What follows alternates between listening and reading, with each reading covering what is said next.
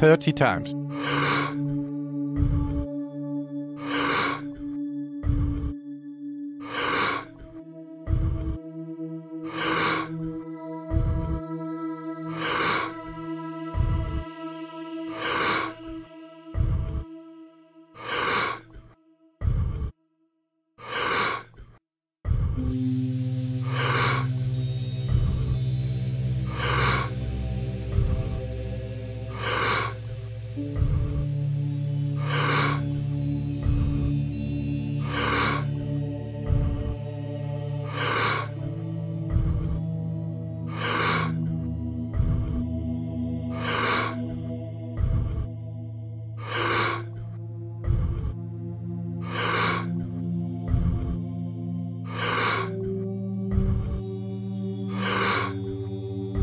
Ten times more.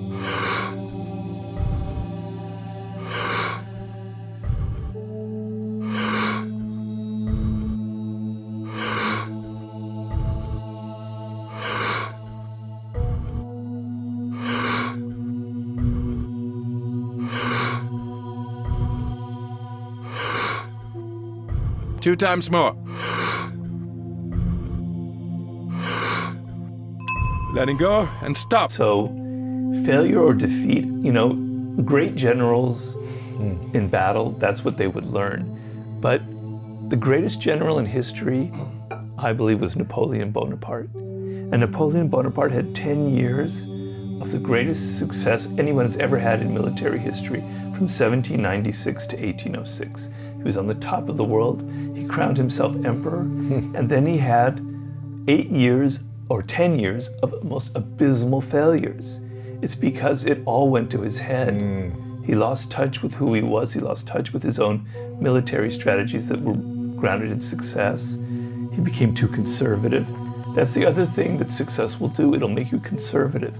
It will make you think you have to hold on to what you've done and keep repeating it. And the world, success and great things happen by being not conservative, by being open with your ideas and challenging yourself and always trying something new and being willing to change. So that's, I think, the lessons there. What would you say are 3 questions we should ask ourselves when we face some type of tragedy, some type of big loss, failure, near-death experience, breakup? What do you think? You said you started becoming introspective and asking yourself and changing your attitude. What 3 questions should we ask ourselves? Well, I don't know if I can get to 3, but I'll start with 1. The first one is, could it have been worse? Could it have been worse? Yeah. It could have been worse, or well, you're asking me for questions. Yeah. Could it have been worse? Yeah. I mean, let's say, you know, I broke up with a girlfriend and she had very embarrassing pictures of me and she posted them all over the internet. Well, thank God that didn't happen, you know, or I could have died. That's always the last one you always say. Could have been worse. I could be dead, right? As long as you have your body and your mind together, you can recover. I tell people, and you can recover from the worst possible disaster, even public humiliation, you can recover from, because fortunately nowadays people have short memories and they'll always remember your last success.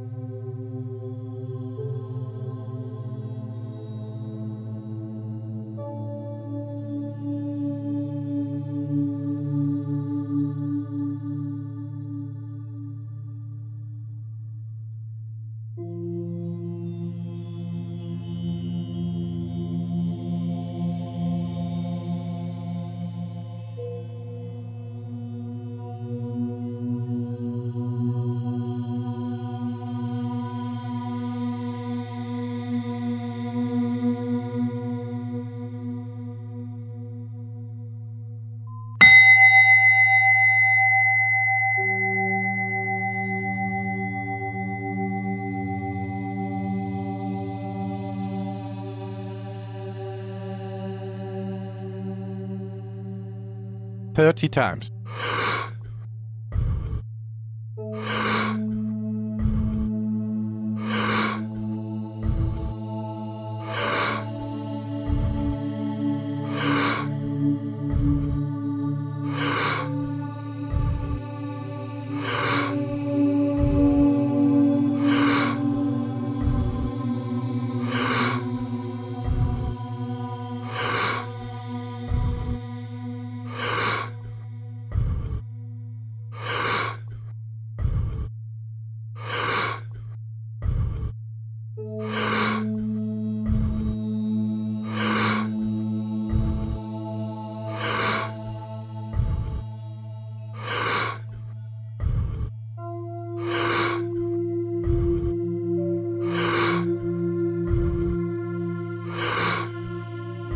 10 times more.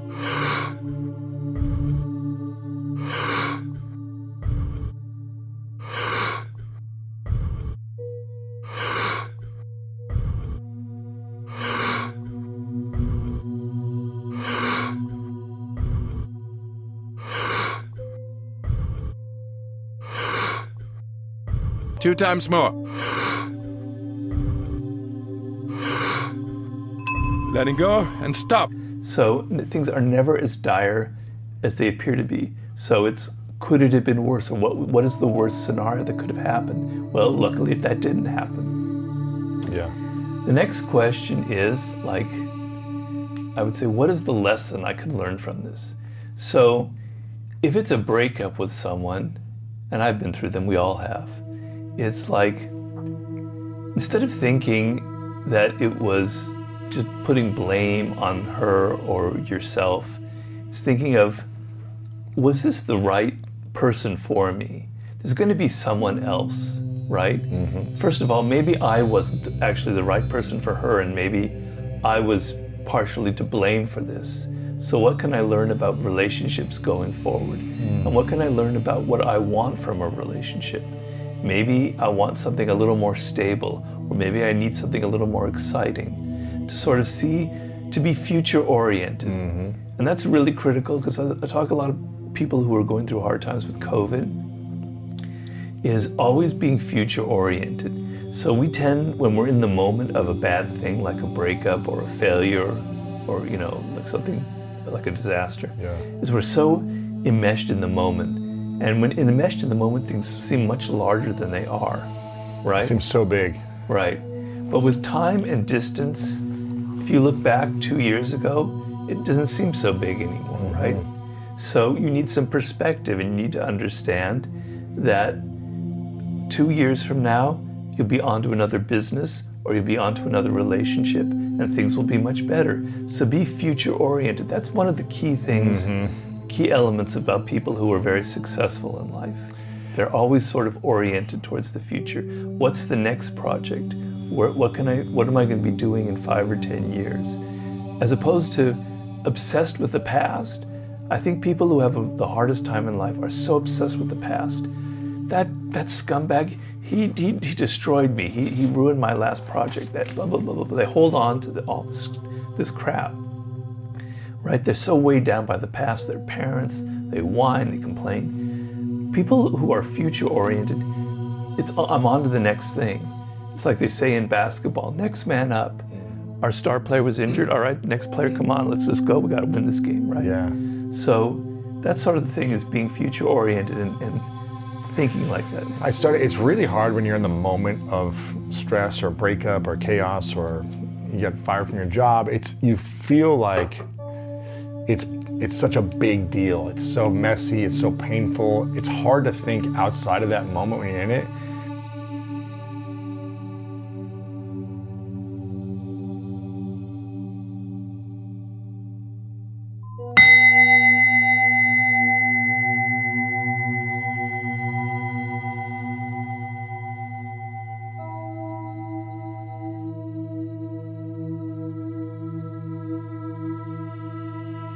Thirty times.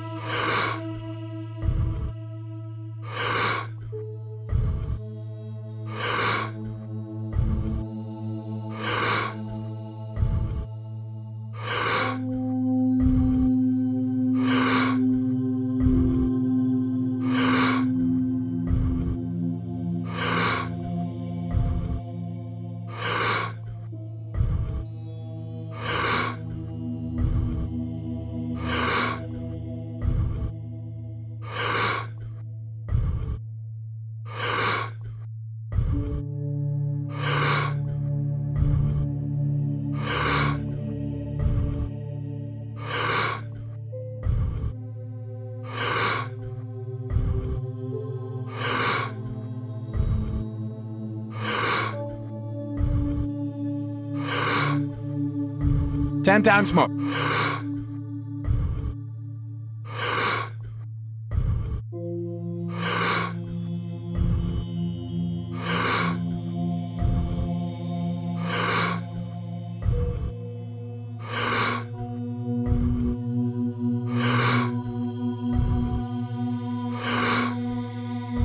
2 times more.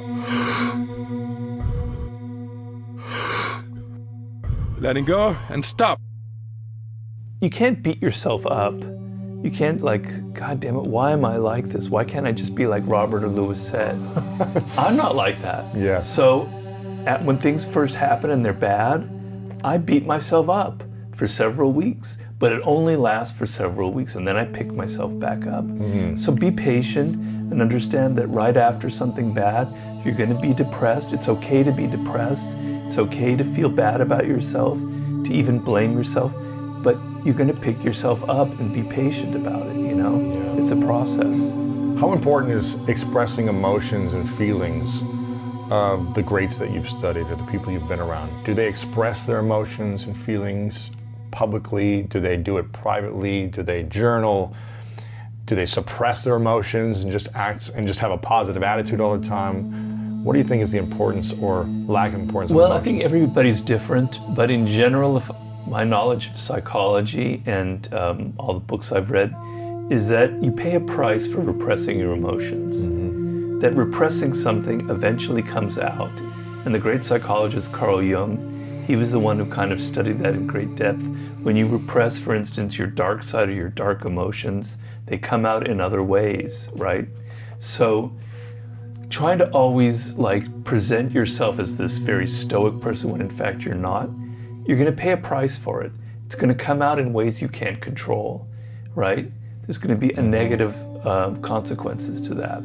And so, on the other hand, you don't wanna be this person who's constantly emoting and telling everybody what you feel like. It's very irritating. You have no self-control and people are judging you. Yeah. You look like this weak person who can't control your own tongue, you can't control it. Yeah. Okay? So I compare it in my books and in talks to the metaphor of the rider and the horse, right? So the rider of the horse is your rational brain, and the horse is your emotion. It's the animal part of you. It's what makes you angry or excited or fearful. The rider is what makes you kind of, get things done. Yeah. If the rider on that horse, I don't know if people have ridden a horse, I used to ride a lot when I was a kid.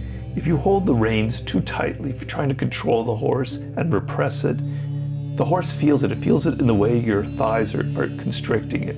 Horses are very sensitive animals, right? And it won't do anything. It won't follow any of your instructions. It won't go anywhere. Or it will freak out and it will run far away and it'll throw you off the horse. But if you just let the horse go anywhere, the horse also feels that. The horse has been tamed to some extent because this guy I have no respect for him, right? He's not trying to do anything. And the horse will go wherever it wants. You have no control.